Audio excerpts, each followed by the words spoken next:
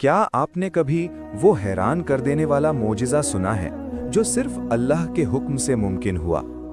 एक बार का जिक्र है जब बचपन में हजरत गौसे आजम रहमतुल्लाह अलैह मिट्टी के छोटे छोटे पुतले बनाया करते थे।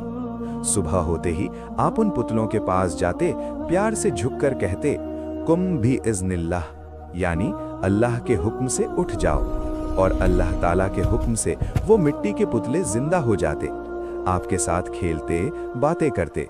शाम होने पर आप फरमाते, अब वापस हो जाओ, और सब फिर से मिट्टी बन जाते।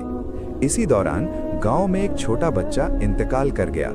उसके वालिदैन का दिल टूट गया, लेकिन एक उम्मीद बाकी थी।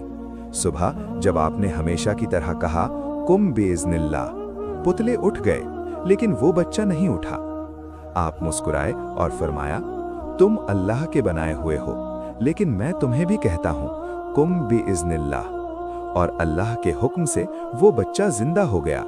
जब ये बात आपके वालिद को पता चली, वो गुस्से में आ गए और डंडा लेकर आपके पीछे दौड़ पड़े। आप भागते भागते कब्रिस्तान पहुंच गए और हंसकर पुकारा, भागो ए कब्र वालों, वरना मेरे वालिद तुम्हें भी मारेंगे। बस इतना कहना था। अल्लाह के हुक्म से कब्रें फट गईं। जब वालिद ने कहा, अब्दुल कादिर रुक जाओ, आप रुक गए और फरमाया, अच्छा हुआ आपने रोक लिया, वरना ये लोग कयामत तक चलते रहते।